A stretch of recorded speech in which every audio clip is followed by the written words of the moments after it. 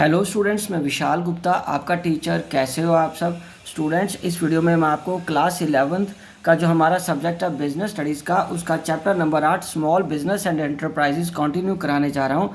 इस वीडियो में हम करेंगे इसका टॉपिक इंटेलेक्चुअल प्रॉपर्टी राइट्स, जिसको हम आईपीबी शॉर्ट में बोल सकते हैं, आईपी राइट्स। ठीक है, तो सबसे पहले हम बात करते हैं इंटेलेक्चुअल प्रॉपर्टी राइट्स होते क्या हैं। इंटेलेक्चुअल प्रॉपर्टी क्या होती है? Rather it refers to any original creation of human intellect.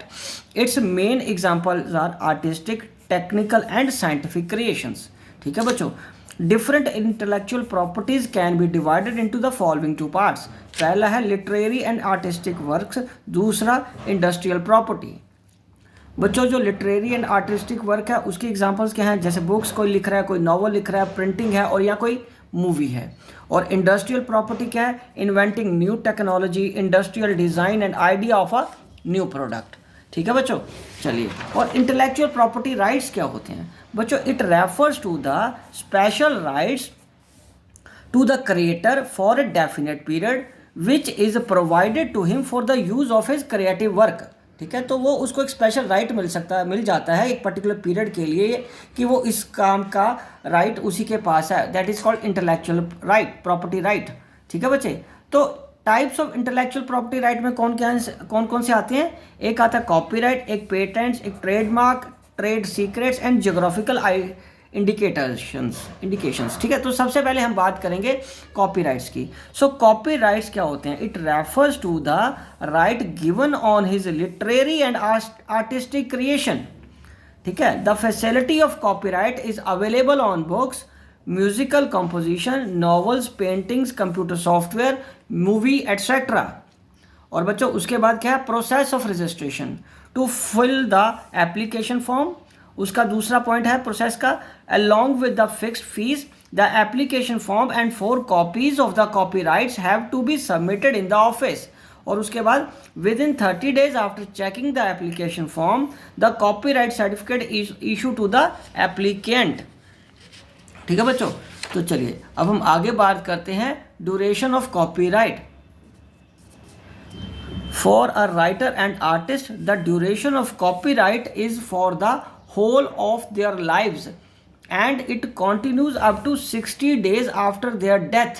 ठीक है बच्चों, उसके बाद in the case of movies, photographs, work of government etc., the duration of copyright is up to 60 years after the publication of the creative work. ठीक है जी, तो चलो अब हम दूसरा डिस्कस करते हैं, वो है पेटेंट। पेटेंट क्या होता है बच्चों? It refers to the right given to a creator as a result of his creation of a new useful and non-obvious product or process. उसके बाद हम बात करेंगे requirement conditions of patentability। पहला है पेटेंटेबल सब्जेक्ट मैटर। किसको हमने patent कराना? पेटेंटेबल है, सॉरी, पेटेंटेबल सब्जेक्ट मैटर में यह आएगा the invention should be with in the orbit of the patentable subject matter decided by the patent act. क्या पहले तो ये एक्ट के हिसाब से देखा जाएगा कि ये पर्टिकुलर सब्जेक्ट मैटर को हम पेटेंट करवा सकते हैं या नहीं। उसके बाद industrial utility, the invention should be practically usable in the related industry. और तीसरा ये देखना कि invention should be quite new, ये न्यू होनी चाहिए। Non obvious, the invention should show a human ingenuity and creativity. Okay बच्चों, अब हम आगे बढ़ते हैं। ड्यूरेशन क्या होगी पेटेंट्स की? The patents are recognised in India for 20 years. The period of patents begin with the effect from the date of submission of the application. और उसके बाद after the permission for the patent is granted, the patent holder has to deposit the renewal fees every year in order to retain, preserve it. This fees get started from the 3rd year of the grant of patent. और उसका बच्चों process क्या रहता है? पहले में आएगा, पहले एप्लीकेशन फॉर्म फिल करना है, फिर पब्लिकेशन ऑफ एप्लीकेशन होता है, फिर प्री ग्रांट अपोजिशन आती है कि कोई अपोज करना चाहता है तो इसको वो करो, फिर फिलिंग फॉर एग्जामिनेशन के लिए भेजा जाता है, फाइलिंग फॉर एग्जामिनेशन के लिए, for decision of patent office, फिर पब्लिकेशन ऑफ ग्रांट और पोस्ट ग्रांट अपोजिशन अगर कोई करना चाहता है तो वो भी अलाउड होती है। ठीक है बच्चे, चलिए अब हम आगे बढ़ते हैं ट्रेडमार्क्स की तरफ। तीसरा आईपी राइट कौन सा हो सकता है? Trademark. It refers to the right given to the creator under which no other person or business concern can use his well protected distinguishing identity. So the process of trademark registration में पहले क्या आएगा?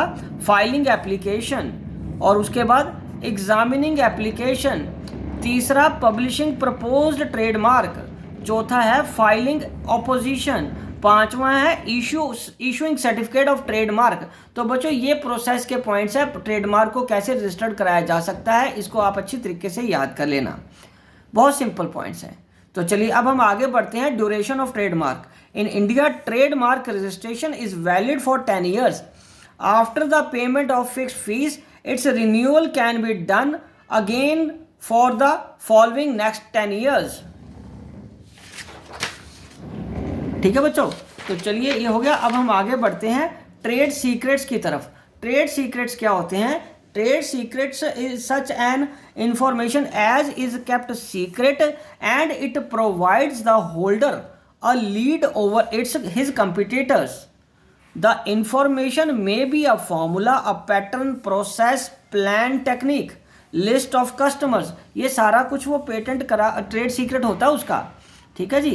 It should be borne in the mind that it is not necessary that this information is unique and new. It can be any type by keeping which secret from our competitors we want to take an advantage. Conditions of trade secrets. It shall be commercial valuable to keep it secret as asset। उसके बाद बच्चों आगे क्या है? Ways to keep the information secret। वो कौन से हो सकते हैं? पहला है to keep the information locked where only the authorized people have their reach। ठीक है बच्चों। And after that the information can be kept secret through the medium of non disclosure agreement करके भी हम कर सकते हैं। और उसके बाद इलेक्ट्रॉनिक इंफॉर्मेशन यदि है तो उसको सीक्रेट रखने के लिए हम पासवर्ड के से भी उसको प्रोटेक्ट कर सकते हैं। बच्चों शॉर्ट कमिंग्स क्या होती हैं ट्रेड सीक्रेट्स की? पहला है trade secrets are not safe because these are neither registered और not any special provision for their safety and security. ना ही कोई इनके लिए कानून बना हुआ है कि इनको रजिस्टर्ड या स्पेशल प्रोटेक्शन दी जाए। If someone breach the contract of trade secret, the legal process is very lengthy। और अगर कोई ऐसा कॉन्ट्रैक्ट तोड़ता है ट्रेड सीक्रेट का तो फिर आपको पता कानूनी रास्ता तो बहुत लेंथी हो जाता है, तो इसलिए इसमें दिक्कत रहती है शॉर्ट ट्रेड सीक्रेट्स को सीक्रेट बनाए रखने में। अब हम आगे बढ़ते हैं बच्चे। Geographical indications. GI refers to such indications as distinguish a unique product on the basis of the area of the production. जैसे दार्जिलिंग की टी मशहूर है, कोल्हापुरी चप्पल, मैसूर का सिल्क, बीकानेर की भुजिया। तो ये जियोग्राफिकल मतलब एरिया के हिसाब से इसके इंडिकेशंस हैं। ठीक है कि कहाँ पे क्या चीज़ मशहूर होती है। Righto. Main conditions of geographical indications के क्या हैं? Under the GI mainly the agriculture, natural and manufactured products are included. ठीक है बच्चों। उसके बाद the product is either produced or manufactured in a special or unique geographical area, and after that the products to which security is provided under GI should have such special features as are related to only a special area। और fourth क्या बच्चों? Generally GI is concerned with the product but in certain countries services are also provided with the GI security। और काफ़ी जगह countries में तो वो क्या कह रहा है कि GI को सर्विसेज में भी लिया जा, सर्विसेज भी इंक्लूड की जाती हैं उसमें। ठीक है बच्चे। चलिए अब हम आगे बढ़ते हैं। रजिस्ट्रेशन प्रोसेस ऑफ GI कैसे है? पहले फाइलिंग ऑफ एप्लीकेशन, उसके बाद प्रिलिमिनरी स्क्रूटनी उसकी छांटी की जाती है। ठीक है, उसकी मतलब जांच पड़ताल की जाती है। एग्जामिनेशन बाय द रजिस्ट्रार, फिर उसके बाद पब्लिकेशन ऑफ GI और ऑपोजिशन ऑफ रजिस्ट्रेशन अगर कोई करना चाहता तो, और ग्रांटिंग रजिस्ट्रेशन फिर ग्रांट कर दी जाती है, और उसके बाद एक पर्टिकुलर पीरियड के बाद आप रिन्यूअल भी उसके लिए करवा सकते हो। ठीक है बच्चे। तो इसी के साथ ये टॉपिक तो कंप्लीट होता है बच्चों, और ये चैप्टर भी यहीं कंक्लूड हो गया। आई होप कि आपको अच्छे से समझ आ गया होगा। आप इसी तरह मेरे चैनल को सब्सक्राइब करके वीडियोस देखते रहिए और अपना कोर्स कंप्लीट करते रहिए। और हाँ, रिवीजन भी यहीं से कर लेना। Wishing you good luck for your future.